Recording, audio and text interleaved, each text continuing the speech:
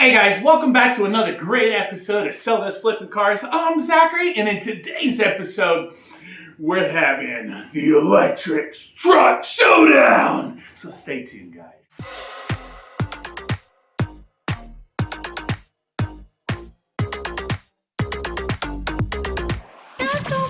Hey guys, welcome back. As I said, we got a great episode today. Electric cars are not a new thing, okay? But electric trucks, now, that's a whole different story.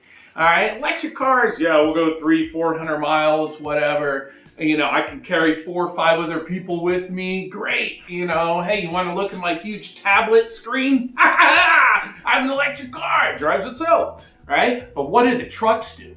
Are they that competitive as well? We saw the F-150 Lightning come out this year, and yeah, Ford did great. Did great so much that their stock increased by $14 a share. Okay, that's not bad. But will these other companies do the same thing? We got Tesla launching their Cybertruck at the end of this year, late 22. It's coming out. The Ram Electric is coming out in 2024, a couple of years away, but will it change the market? We want to know. Also, Chevy said, you know what, we're going to throw our hat in the ring. We're throwing the Silverado in. I'll take your Ram, your F-150, and your Cybertruck. That's what Chevy said. Now, I'm not too big of a Chevy guy.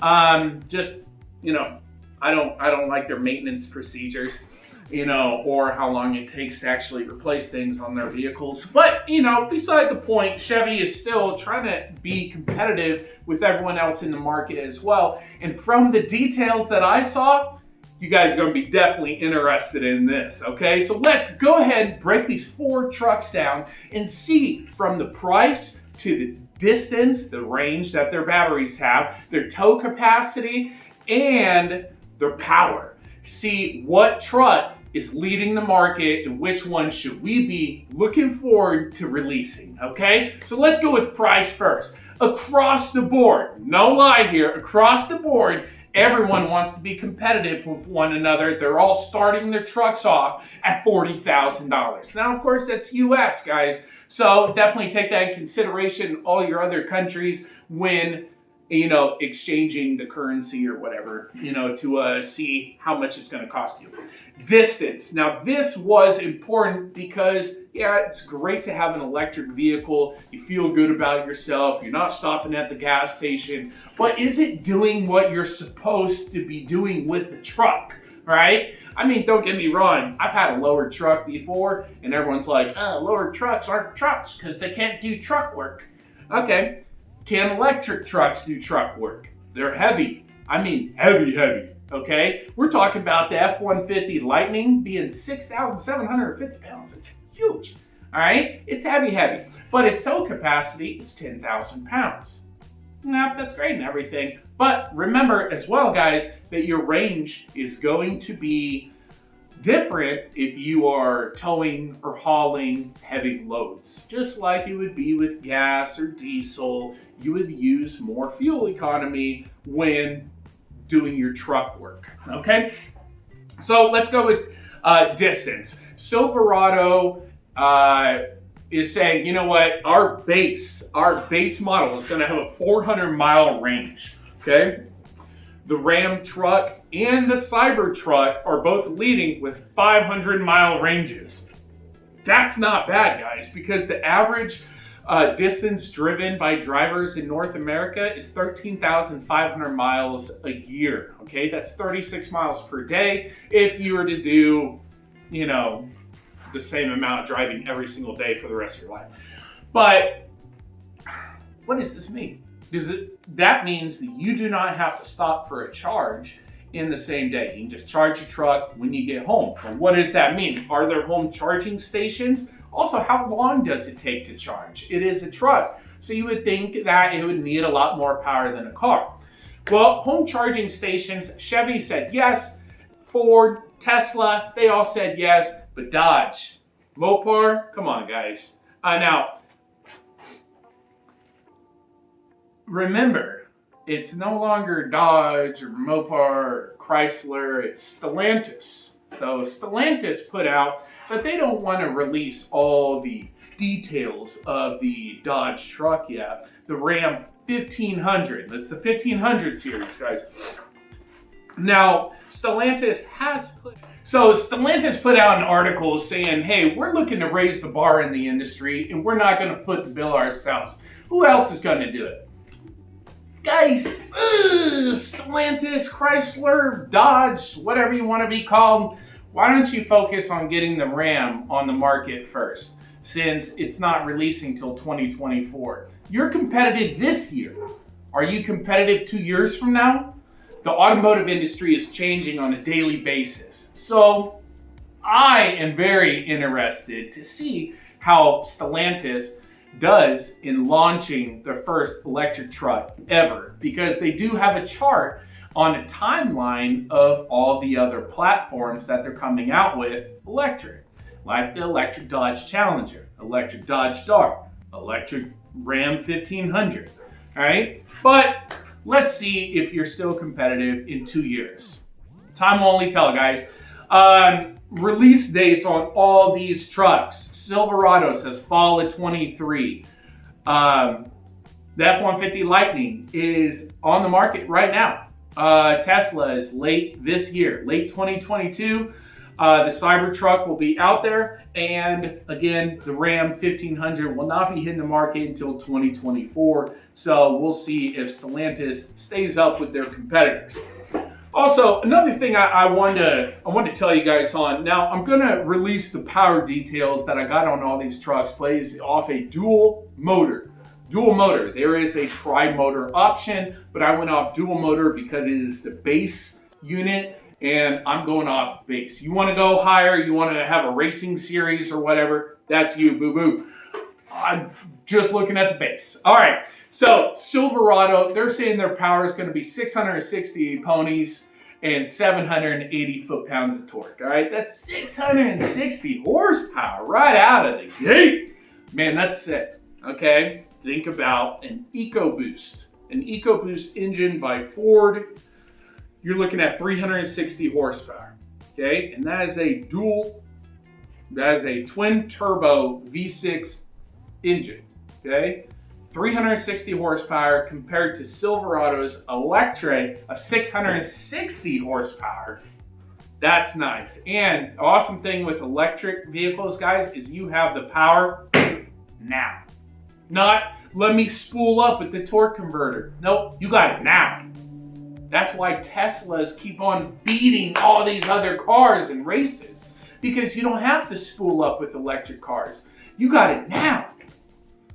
So the only problem you're going to have is making sure your traction control system can keep that power, okay? Remember that when it comes to the trucks as well. Even though it's great that you have the foot-pounds of torque, and that's great for towing and hauling and everything, but you want to double check that you have traction as well, because if you can't put the power to the ground, power means nothing.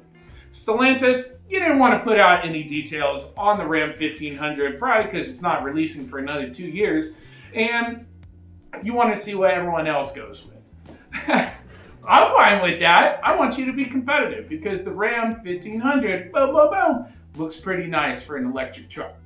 So we'll just have to wait and see what Dodge comes out with. Now, Ford, I'm not impressed by you guys. I'm actually saddened, okay? And what's crazy is Ford did such an amazing job on the F-150 Lightning electric truck that their stock went up by $14 a share, okay? Not bad at all, okay? If you bought before the F-150 released and it was $8 a share and now it's trading at $22, not bad at all. But F-150, Ford, Lightning, SVT team, whatever. Horsepower, 426. Torque, 775 foot-pounds of torque. Yes, put it down to a math. Torque is awesome when hauling and towing. Horsepower, not that much importance as torque. Okay, think about a Jeep Jamboree. Jeeps do not have that much horsepower, but they have a lot a lot of torque, which means they can crawl a lot because they have that pushing force. Okay, the pushing force gets you up things, helps you haul, helps you tow. There you go. All right, so the F-150, I believe you could have done better on it, but they are on the market right now. Tesla with the Cybertruck, great job, Elon. Late 2022, this thing is releasing, and it's releasing right out the gate with 814 horsepower and 1,033 foot-pounds of torque. Whew, nice. All right, very nice.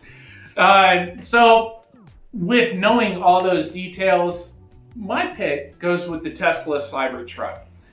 I believe Tesla did really nice on this vehicle. The range is at the top. It's coming out this year. It's a competitive price with everyone else in the industry. And the tow capacity is at 14,000. I think that's awesome for an electric vehicle. What do you guys think?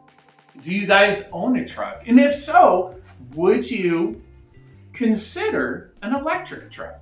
If so, which one stands out to you? Hey, hit me up in the comments section, guys. I love answering your guys' questions, and I love actually putting this information out for you guys. That way you can learn, and you can learn and see how much the automotive industry is changing. It's not all about working on vehicles, but it's a better understanding of vehicles. Okay? If you don't know how an electric vehicle runs, then how are you supposed to diagnose it, right? If you don't know how a gas vehicle runs or a diesel vehicle, again, it makes it very complicated to diagnose the vehicle and see what's going on. So guys, if you have any questions about your vehicle, this is the channel for you. If you want to save money on your vehicle repairs this year, right now, not later, now. Start saving money now. Start putting the money back towards you. You know what I do with the extra money I have? I send in, I get crypto, I buy stocks. I use Robinhood, I use Coinbase. Man, I'm putting the money aside for myself, because why am I paying repair shops? Why am I paying the dealerships? Ford, you don't have a problem getting money. Chevy, you're doing well for yourself. Tesla, don't even get me started, all right? But it's average Joes like you and me, all right? Everyday people. We're the ones that need money. We're the ones that actually need to save money. Vehicles, okay? Just in case you guys don't know, auto manufacturers do not make that much off the sale of a vehicle, okay? I know it seems like a lot, but it's not, okay? It's like $10,000 to $20,000. Woo! Great, okay? But they make the majority of their money off repairs and parts. That's why if you look at the details with Ford, and I was noticing this when I was going through them as well, the distance, 300, when everyone else is doing 400 and 500, why'd you do 300? Because they wanted to sell their range extender, which gives you another 100 miles to put you finally competitive with everyone. But it's the same price as all the other trucks. The same thing with the charging station.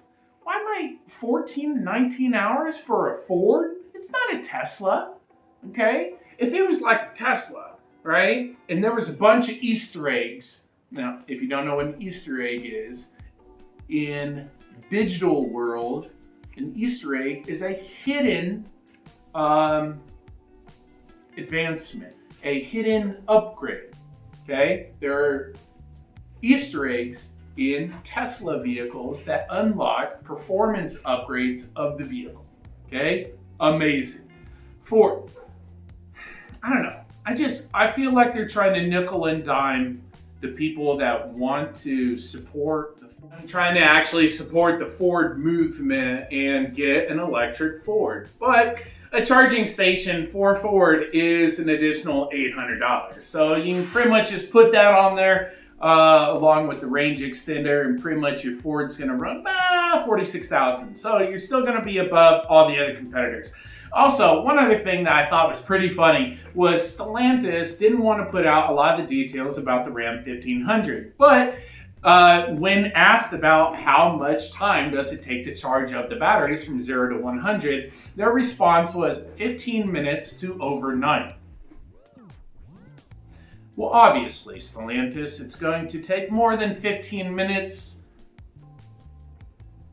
but I'm kind of wondering what this whole overnight thing is. I mean, do I have to start at like 2 in the afternoon and maybe by 6 in the morning I'm ready to go to work?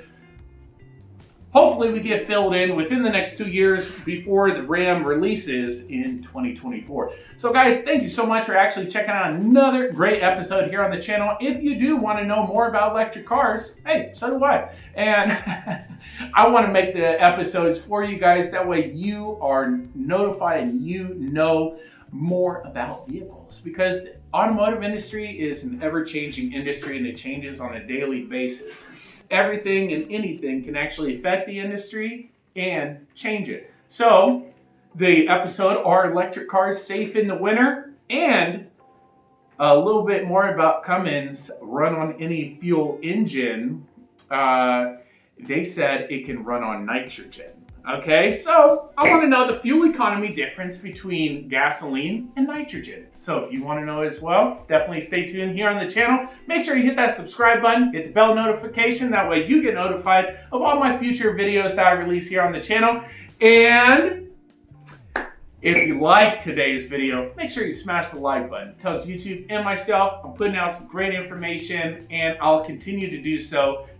Keep you guys happy and keep you watching more videos here on the channel, because I love making them for you guys. Also, if you do have any questions, leave them in the comment section. I do answer all my questions myself.